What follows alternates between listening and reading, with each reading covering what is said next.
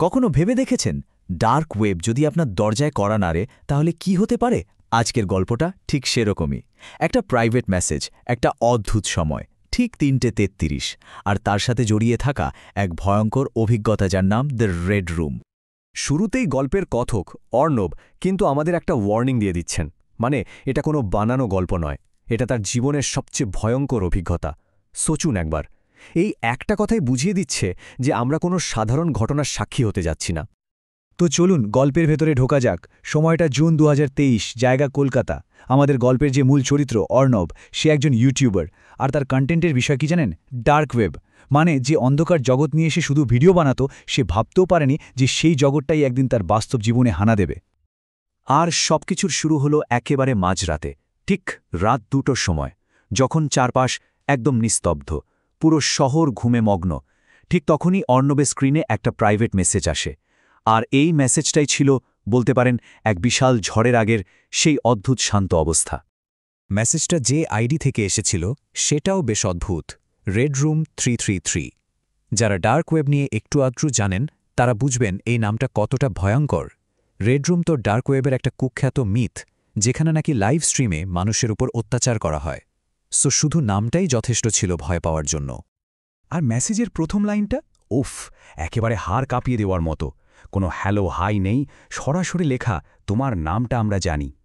ভাবুন একবার, একটা অজানা হুমকি হুট করে কতটা ব্যক্তিগত আর কাছের মনে হতে পারে, তাই না? এরপরেই আসল নির্দেশটা এলো। খুব নির্দিষ্ট একটা সময় বলা হলো, আজ রাত ৩:৩৩-এ ঢোকো। ব্যাস, এই ৩:৩৩ সময়টাকে ঘিরেই যেন পুরো রহস্যটা দানা বাঁধতে শুরু করল। আর এখানেই হুমকিটার সব সীমা ছাড়িয়ে গেল। বলা হলো, না হলে তোমার বোনের লাইভ দেখবে। তার বোন যে কিনা ঢাকায় থাকে।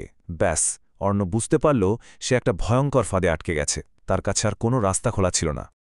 তো বোনের জন্য ভয় পেয়ে অর্ণব ঠিক করল সে নির্দেশটা মানবে। ঘড়িতে তখন রাত ৩:২৫, মানে ডেডলাইনের ঠিক ৮ মিনিট আগে সে টর ব্রাউজার খুলে সেই লিঙ্কে ক্লিক করল। পরিচয় গোপন রাখার জন্যেই কিন্তু এই ব্রাউজার ব্যবহার করা হয়। লিঙ্কটা খোলার সাথে সাথেই একটা কালো স্ক্রিনের উপর মাত্র দুটো শব্দ ভেসে উঠল, ওয়েলকাম আর্নাব। তার আসল নাম, মানে এটা যে কোনো সাধারণ মজা বা প্র্যাঙ্ক নয়, সেটা পরিষ্কার হয়ে গেল। যারাই মেসেজ পাঠিয়েছে তারা অর্ণবকে খুব ভালোভাবে চেনে। এরপরই স্ক্রিনে একটা কাউন্টডাউন টাইমার চালু হয়ে গেল। ৭ মিনিট ৪৪ সেকেন্ড। ভাবুন তো সেই অবস্থাটা। সময় যেন আর এগোচ্ছেই না, আর প্রত্যেকটা সেকেন্ডে বুকের ভেতর ঢুকপুকুনি বাড়ছে। কি আছে এই টাইমারের শেষে? টাইমারটা যে মুহূর্তে শূন্য হল, স্ক্রিনটা জীবন্ত হয়ে উঠল, আর অর্ণব যা দেখল সেটা তার কল্পনারও বাইরে ছিল। একটা অন্ধকার ঘর, শুধু একটা লাল বাল্বের আলো জ্বলছে। ঘরের ঠিক মাঝখানে একটা লোহার চেয়ার, আর তাতে বাঁধা একটা মেয়ে, যার মুখটা ঢাকা। অর্ণব মেয়েটার হাতের দিকে তাকাল, আর এক মুহূর্তের জন্য স্বস্তির নিঃশ্বাস ফেলল। না, এটা তার বোন নয়। কিন্তু ঠিক তার পরের মুহূর্তেই একটা অদ্ভুত জিনিস তার চোখে পড়ল। মেয়েটার হাতে যে মেহেন্দির ডিজাইন, সেটা হুবহু তার বোনের হাতের ডিজাইনের মতো। এই অদ্ভুত মিলিটা তার মনের ভেতর ভয় আর সন্দেহকে যেন হাজার গুণ বাড়িয়ে দিল। হঠাৎ করে এই চ্যাটবক্সে একটা মেসেজ ভেসে উঠল। দাবিটা একদম অবিশ্বাস্য, ৫,০০০ বিটকয়েন। আর হুমকিটা, টাকা না দিলে মেয়েটাকে জ্যান্ত কেটে ফেলা হবে। অর্ণব এক মুহূর্তেই বুঝে গেল যে এটা কোনো ছেলে খেলা নয়, পরিস্থিতিটা মারাত্মক। অর্ণব তো অসহায়। সে জানায় যে এত টাকা দেওয়া তার পক্ষে সম্ভবই না। কিন্তু আসলে এই টাকার ব্যাপারটা ছিল একটা পর্দার মতো। আসল ভয়টা লুকিয়েছিল অন্য কোথাও। তো আসল প্রশ্নটা হলো, মেয়েটা আসলে কে? সবার মনেই এই প্রশ্নটা ঘুরছে। আর ঠিক তখনই রেড রুমের ক্যামেরাটা খুব ধীরে ধীরে মেয়েটার মুখের দিকে ঘুরতে শুরু করল। মেয়েটার মুখ থেকে কাপড়টা সরানো হলো, আর অর্ণবের পায়ের তলার মাটি যেন সরে গেল। এ তো তার প্রাক্তন প্রেমিকা রিয়া, যাকে সে ২ বছর আগে ছেড়ে দিয়েছিল।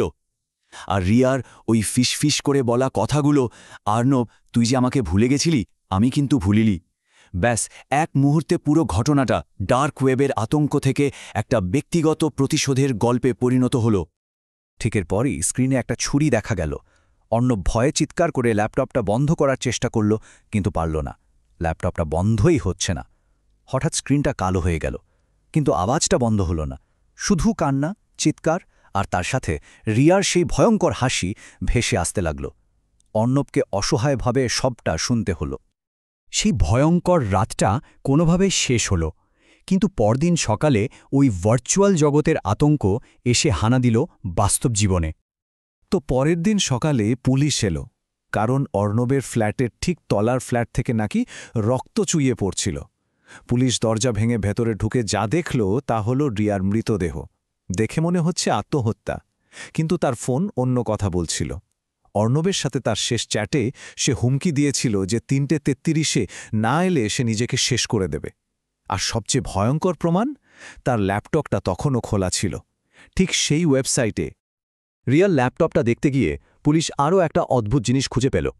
আচ্ছা, গত রাতের ওই লাইভ স্ট্রিমটা তো অনেকেই দেখছিল, তাই না? না, একদমই না। দর্শক সংখ্যা ছিল মাত্র 1। আর সেই একজন দর্শকের আইডি ছিল arnab_69, মানে অর্ণবের নিজেরই পুরনো ডার্ক ওয়েব আইডি, যে আইডিটা সে ভাবত 3 বছর আগেই ডিলিট করে দিয়েছে। এই আবিষ্কারের পর পুরো ঘটনাটা আর শুধু প্রতিশোধের গল্প থাকল না, এটা হয়ে গেল ব্যাখ্যাতীত অলৌকিক একটা অভিশাপের মতো। গল্পটা তো এখানেই শেষ হয়ে যেতে পারত, তাই না? কিন্তু না, অর্ণবের জন্য সেই রাতের ভয়টা আসলে কখনো শেষই হয়নি।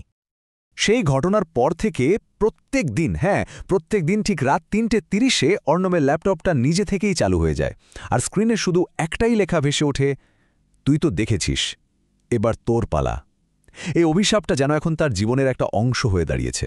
তাহলে কি মনে হয়, এটা কি শুধুই একটা বানানো গল্প, নাকি ইন্টারনেটের অন্ধকার জগৎ আর মানুষের মনের ভেতরের প্রতিশোধ মিলেমিশে এমন কোনো বাস্তব তৈরি করতে পারে যা আমাদের সব কল্পনাকে হার মানিয়ে দেয়?